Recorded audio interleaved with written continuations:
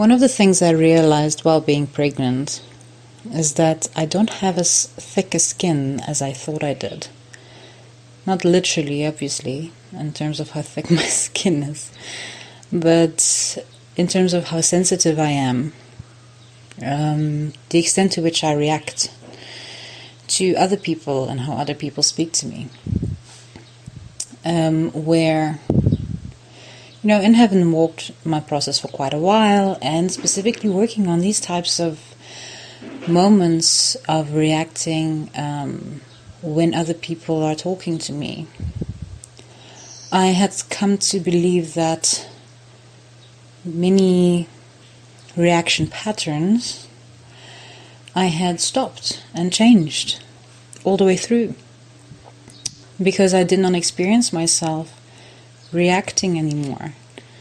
For instance, when a person speaks to me with an intensity, I used to go into huge fears, taking it very personally, feeling attacked, kind of shutting down and becoming quiet, or becoming extremely angry. And I hadn't experienced that in quite a while. But then when being pregnant, I would start experiencing these, I would experience how I changed in moments, instantly. Especially when someone would speak to me within a particular intensity, where I would feel completely, tears almost would just jump into my eyes, and I would start physically taking steps back, like backing away from them, because I was feeling like they were attacking me or coming onto me too strongly, and I was feeling threatened, I suppose.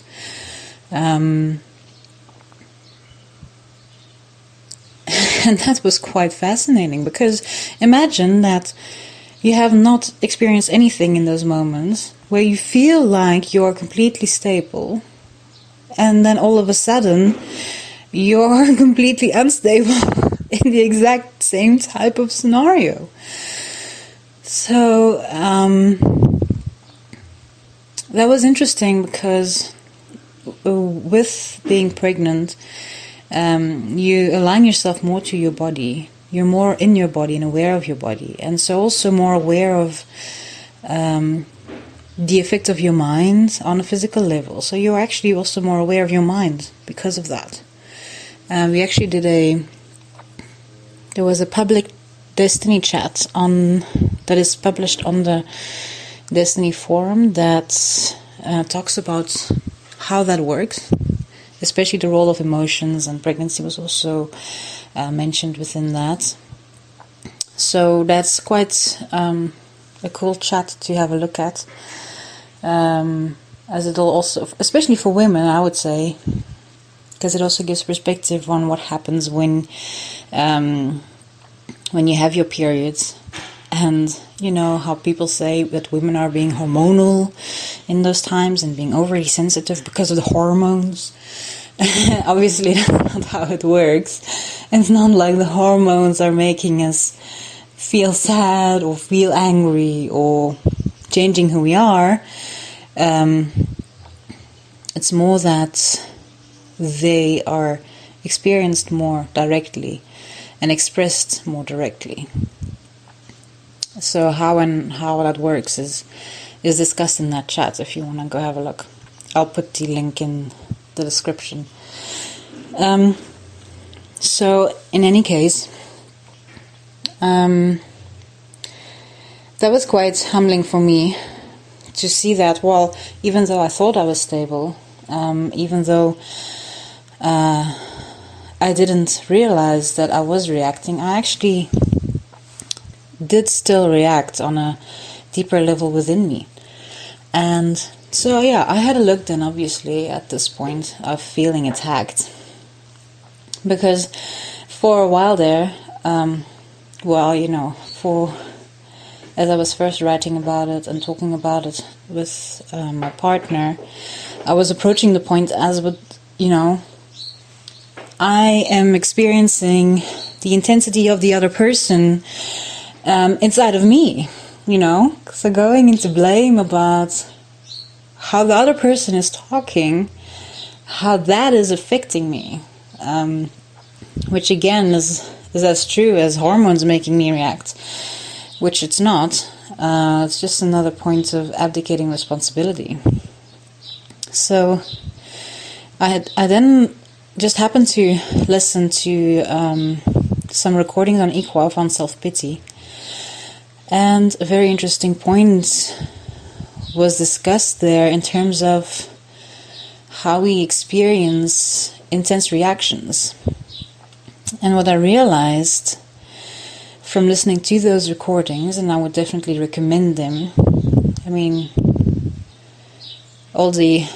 I recommend all the Atlantean interviews to really understand your own emotions, how it works, so that you can work with them effectively. And this one of self-pity opened up some really interesting points about the relationship between our being and our mind, and especially in relation to feeling attacked. And the extent to which it's not actually, that's what I took from it in the context of the point I was walking. It's not other people's reactions that I'm feeling attacked by. That's not the impact that I'm experiencing. The impact I'm experiencing is that of my own reactions in those moments. Because on a beingness level, when we react in energy, it kind of hurts. It's like an assault on ourselves. It's something we do unto ourselves. It's not nice. It's not pleasant. Fear, anger, anxiety, nervousness, jealousy. If you have a look at what that feels like, self-judgment. Look at self-judgment when you judge yourself. How does that feel? It does not feel nice.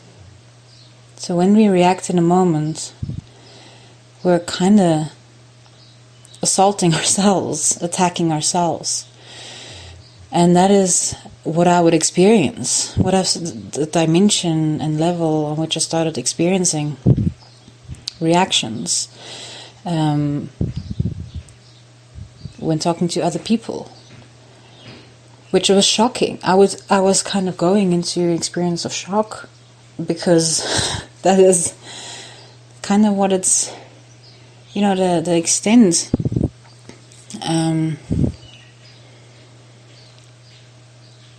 to which we disregard ourselves and how we treat ourselves. It is shocking when so much of yourself suddenly is channeled into a reaction. And who bears the brunt of that? It's your body and it's your beingness. So there was a very cool realization that I had, because it is easy to say when you're experiencing all kinds of, say someone is shouting at you and someone is angry with you, that you go, you know, I'm a very sensitive person and I can feel your energies and I can feel your reactions and it's affecting me, it hurts me. Well, no, it's actually not. It's not their reactions. It's not their energy that's hurting you. It's how you're reacting to them. It's your own fear. It's your own insecurity. It's your own anxiety. And what that does to you, inside of you, that's what you feel. That's what hurts. That's the attack you experience. You're not under attack by another. In fact, you're actually attacking yourself. So, it's just another point of specifying my ability to take responsibility for myself. Because this came up in the conversation with someone yesterday as well. It's one of the hardest things. How to actually realize and live the word responsibility. Because for so long, we've relied on other people to do things for us. And we've blamed other people for our own experiences. And it is really a process to stop all those subtle ways in which you can abdicate responsibility to your mind, to other people, to other people's minds. And so quickly we will forget or ignore to look at ourselves. Alright, so that was a pretty cool one in relation to what I learned about myself while being pregnant. And why I'm also quite grateful for this whole experience. Makes me wonder, would I have seen this? Would I have realized this if I hadn't gotten pregnant? Probably, sooner or later, somehow. But I'm happy I walked it now.